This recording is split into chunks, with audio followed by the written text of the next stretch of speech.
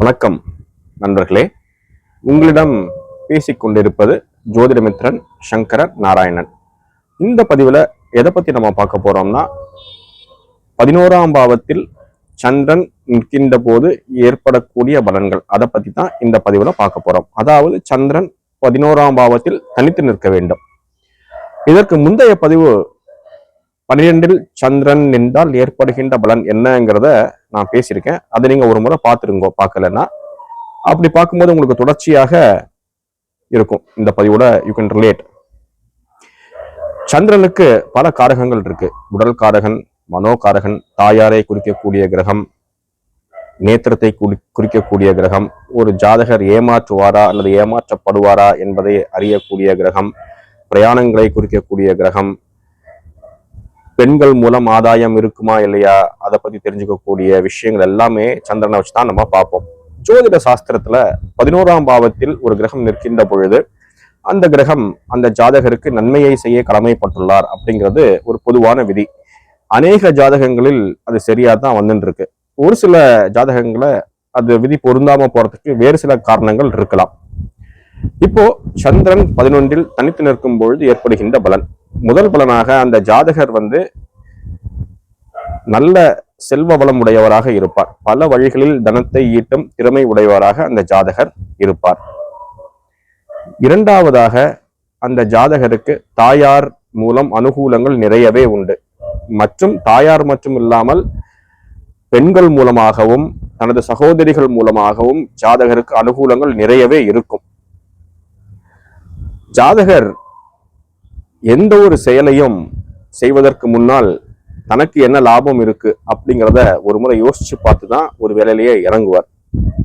மிக முக்கியமான ஒரு பலன் என்னன்னு பார்த்தீங்கன்னா, இந்த 11இல் சந்திரன் இருக்க பெற்ற ஜாதகர் ஒரு சிறிய முயற்சி போட்டாலே போறோம், அதற்கு உண்டான அங்கீகாரம், வெற்றிகள் அளப்பெரியதாக இருக்கும்.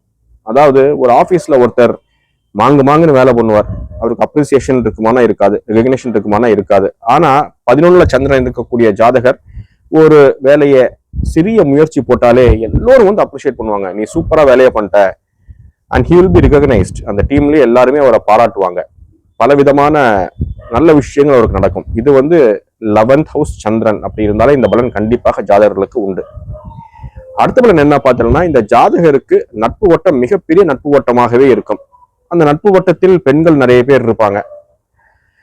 ஜாதகர் தனக்கு தேவையான அனைத்து விஷயங்களையும் தனது நண்பர்கள் அல்லது நட்பு வட்டம் அல்லது நெட்வொர்க் ஆஃப் ஃப்ரெண்ட்ஸ் மூலமாக எளிமையாக செய்து முடிக்கக்கூடிய திறமை உடையவர். ஒரு ஃபோன் கால் பண்ணி ஒரு ரிக்வஸ்ட் பண்ணாலே போறோம், பல பேர் இந்த ஜாதகருக்கு ஹெல்ப் பண்ணுவாங்க. இந்த ஜாதகர் அநேகமாக வெளிநாட்டில் சென்று அங்கு வேலை பார்த்து தனம் ஈட்டக்கூடிய அமைப்பு உண்டு. அதே மாதிரி ஜாதகருக்கு ஊர்ல நிலங்கள் மூலமாக வருமானம், விவசாயத்தின் மூலமாக வருமானம் கண்டிப்பாக ஜாதகருக்கு இருக்கும். ஜாதகர் ஒரு உல்லாச பிரியர், பல ஊர் சுத்தி பார்க்கணும்.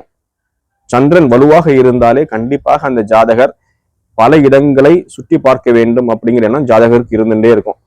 அதே மாதிரி உணவு பிரியர், நல்ல டேஸ்டான ஃபுட்டை நல்ல விரும்பி சாப்பிடுவார். டேஸ்டான ஃபுட்டுங்கிறத விட பல ஊர்களில் உள்ள உணவுகளை, அதாவது டிஃப்ரெண்ட் வெரைட்டிஸ் ஆஃப் ஃபுட், பல விதமான உணவுகளை ரசித்து ருசித்து உண்பார் இந்த ஜாதகர். இந்த ஜாதகருக்கு பெண் குழந்தைகள் இருப்பதற்கான வாய்ப்புகள் அநேகமாக உண்டு. இன்னொரு முக்கியமான ஒரு விஷயம் என்னன்னு பார்த்தீங்கன்னா, இந்த ஜாதகர் எந்த விஷயத்துக்கான ஒரு பிரம்மாண்டமாகவே பண்ணுவார். அதாவது ஃபார் எக்ஸாம்பிள், அவருடைய வீட்டுல ஒரு கல்யாண நிகழ்ச்சி இருக்கு, அல்லது ஒரு காதுகுத்து நிகழ்ச்சி இருக்கு, அல்லது ஒரு பர்த்டே செலிப்ரேஷன் இருக்கு அப்படின்னா, இந்த ஜாதகர் என்ன பண்ணுவார்னா, மிகவும் ஆடம்பரமாக அந்த விழாவை மேற்கொள்வார். எல்லோரையும் கூப்பிடுவார், தன்னுடைய சொந்தக்காரங்க எல்லாரையும் கூப்பிடுவார், ஃப்ரெண்ட்ஸ் எல்லாரையும் கூப்பிடுவார். மிகவும் ஆடம்பரமாக அந்த விழாவை நடத்துவார் ஜாதகர். இதெல்லாமே ஒரு positive aspects of Chandra in 11th bhava. ஆனா நெகட்டிவ் ஆஸ்பெக்ட் அப்படின்னு பார்த்தோம்னா, சந்திரன் 11ஆம் பாவத்தில் ஏதாவது ஒரு வகையில் பலம் இழந்து நிற்கின்ற தன்மை பெறுமானால் அந்த ஜாதகருக்கு தாயாருடன் ஒரு சில மனச்சிக்கல்கள் இருக்கும். தாயாருக்கு அரிட்டம் வருவதற்கு உண்டான சிச்சுவேஷன்ஸ் கூட கண்டிப்பா அந்த ஜாதகத்துல இருக்கும். ஜாதகருடைய மைண்ட் ஸ்டெடியா இருக்காது இந்த மாதிரி சந்திரன் வீக் ஆயிட்டார்னா. ஸோ அவருடைய தாட்ஸை மாத்தினே இருப்பார், எண்ணங்களை மாத்திக்கொண்டே போவார். அதனால் பல சிக்கல்களை சந்திக்கக்கூடிய சூழ்நிலைகள் வரும் இந்த ஜாதகருக்கு. மொத்தத்தில் பார்த்தோம் என்றால் சந்திரன் 11 நிற்கும் பொழுது, தனித்து வலுப்பெற்று நிற்கும் பொழுது அந்த ஜாதகர் பல விதமான நற்பலன்களை அனுபவிப்பார் என்பது பல ஜாதக ஆய்வு மூலமாக தெளிவாக தெரிகிறது. உங்களுக்கு இந்த பதிவு பிடிச்சிருந்ததுன்னா ஒரு லைக் பண்ணுங்க. என்னை பின்தொடர்ந்து வருவதற்கு இந்த சேனலை சப்ஸ்கிரைப் பண்ணுங்க. மீண்டும் அடுத்த பதிவில் உங்களை சந்திக்கிறேன். நன்றி, வணக்கம்.